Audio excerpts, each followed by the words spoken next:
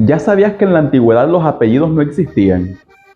Y para tener un ejemplo claro de esto, vamos a tomar como referencia la Biblia. Personajes bíblicos como tal no tenían apellidos. Por ejemplo, Juan, Mateo, hasta el mismo Jesús. Entonces la población se fue acrecentando tanto que hubo necesidad de añadirle una particularidad a cada uno. Es decir, la población creció tanto que teníamos que saber a qué Juan me estaba refiriendo, a qué Mateo me estaba refiriendo, a qué Pedro me estaba refiriendo. Entonces fueron añadiendo cierta particularidad topográfica, cultural, de dónde vivía, incluso de la labor que hacía para poder caracterizarlos e identificarlos a cada uno. Llévale este mensaje a Juan, le decían al mensajero, ya hablando de cualquier tipo de Juan. Él decía, ¿a cuál Juan? Entonces cualquiera le decía, a Juan, el del campo, a Juan, el que vive en las flores, a Juan, el que vive cerca del monte.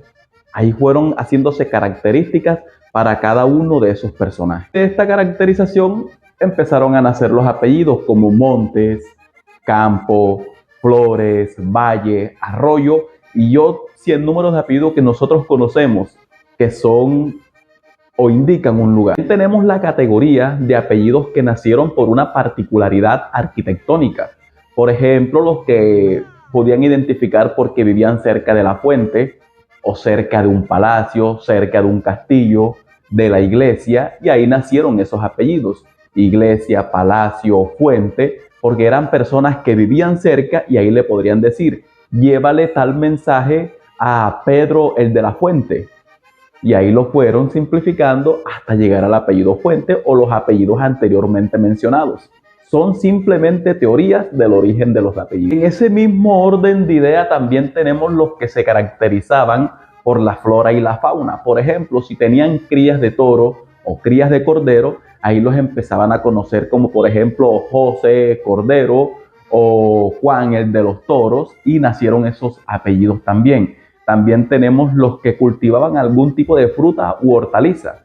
Por ejemplo, si sembraban manzanas, le decían, ¿ves donde tal persona? El manzanero. Y ahí fueron naciendo esas particularidades o esas características para identificar a una persona de la otra que tuvieran el mismo nombre. Los oficios o trabajos que tenían nuestros antepasados también dejaron muchos apellidos como herencia.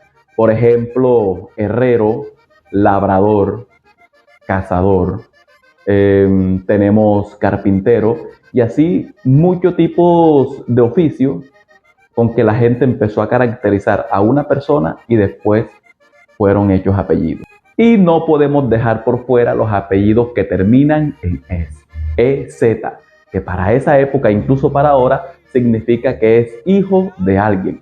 Por ejemplo, si tu antepasado se llamaba Gonzalo, es por eso que tu apellido hoy es González. Lo mismo pasa con Rodrigo, para Rodríguez. Lo mismo pasa para Hernando, para Hernández. Y todos estos apellidos que tenían esa terminación es porque esa primera persona o tu antepasado tenía ese nombre primero. Y de ahí en adelante, a partir de la Edad Media más o menos, según lo cuenta la historia, es que se empezaron a heredar los apellidos o a nacer los apellidos para poder identificar a cada una de las familias y a las personas que tenían el mismo nombre.